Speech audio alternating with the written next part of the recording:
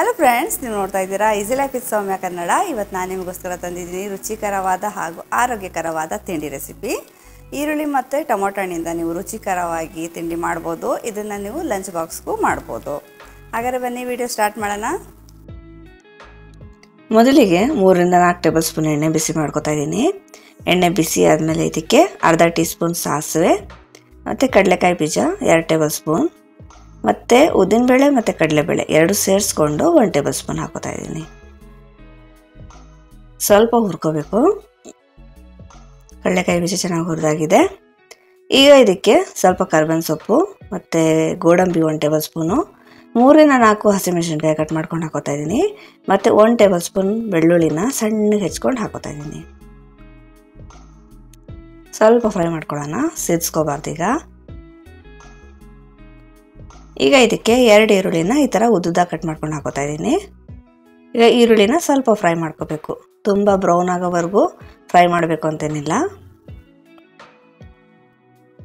ನೋಡಿ, ಸ್ವಲ್ಪ colour change ಆಗೋವರೆಗೂ ಫ್ರೈ ಮಾಡಿಕೊಂಡ್ರೆ ಸಾಕು.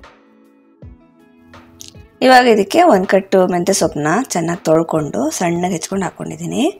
ಮೆಂತ್ಯ ಸೊಪ್ಪು ಇಲ್ಲ ಅಂದರೆ ಪರವಾಗಿಲ್ಲ, ಸ್ಕಿಪ್ ಮಾಡ್ಕೊಳ್ಳಿ. ಆದರೆ ಇದ್ದರೆ ಖಂಡಿತವಾಗಿ ಹಾಕ್ಕೊಳ್ಳಿ, ಒಳ್ಳೆ ಫ್ಲೇವರ್ ಕೊಡುತ್ತೆ. ಈಗ ಇದನ್ನು ಚೆನ್ನಾಗಿ ಫ್ರೈ ಮಾಡ್ಕೋಬೇಕು. ಫುಲ್ ಡ್ರೈ ಆಗೋವಾಗ ಫ್ರೈ ಮಾಡ್ಕೋಬೇಕು. ಆಗ ಕಹಿ ಬರಲ್ಲ, ಇಲ್ಲಾಂದರೆ ಕಹಿ ಬಂದ್ಬಿಡುತ್ತೆ. ನೋಡಿ, ಇದು ಚೆನ್ನಾಗಿ ಫ್ರೈ ಆಗಿದೆ.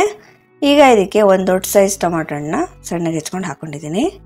ಟೊಮಾಟೊ ಹಣ್ಣು ಚಿಕ್ಕದಾಗಿದ್ರೆ 2 ಹಾಕ್ಕೊಳ್ಳಿ, ತುಂಬ ದೊಡ್ಡದಾಗಿತ್ತು ಒಂದೇ ಒಂದು ಹಾಕ್ಕೊಂಡಿದ್ದೀನಿ.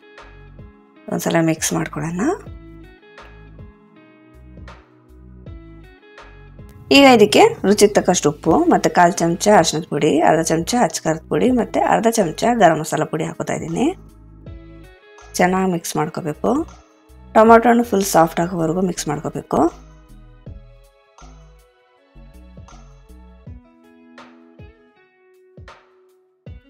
ನೋಡಿ, ಒಳ್ಳೆ ಗೊಜ್ಜು ಥರ ಆಗಿದೆ. ಇವಾಗ ಇದಕ್ಕೆ ಅನ್ನ ಸೇರಿಸ್ಕೊಳ್ಳೋಣ.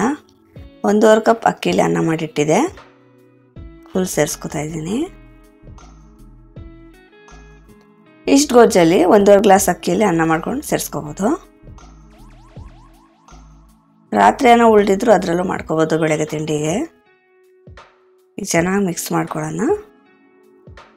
ಖಾರ ನಿಮಗೆ ಜಾಸ್ತಿ ಬೇಕು ಇನ್ನೂ ಸ್ವಲ್ಪ ಸೇರಿಸ್ಕೋಬೋದು. ಆದರೆ ನಾವು ಅಚ್ಚ ಖಾರದ ಪುಡಿನೂ ಹಾಕಿದ್ದೀವಿ, ಹಸಿಮೆಣಸಿನ್ಕಾಯಿನೂ ಹಾಕಿದ್ದೀವಿ, ಅದಕ್ಕೆ 2 ಚೂರು ಹಾಕ್ಕೊಂಡಿರೋದು. ಚೆನ್ನಾಗಿ ಮಿಕ್ಸ್ ಮಾಡಿಕೊಂಡು ಲಾಸ್ಟಲ್ಲಿ ಸ್ವಲ್ಪ ಕೊತ್ತಂಬರಿ ಸೊಪ್ಪನ್ನ ಕಟ್ ಮಾಡ್ಕೊಂಡು ಹಾಕ್ಕೊಂಡು ಒಂದ್ಸಲ ಮಿಕ್ಸ್ ಮಾಡ್ಕೊಬಿಟ್ರೆ ತಿಂಡಿ ರೆಡಿಯಾಗಿರುತ್ತೆ. ಈಗ ಇದಾಗಿದೆ, ಗ್ಯಾಸ್ ಆಫ್ ಮಾಡ್ಕೊಳ್ಳೋಣ.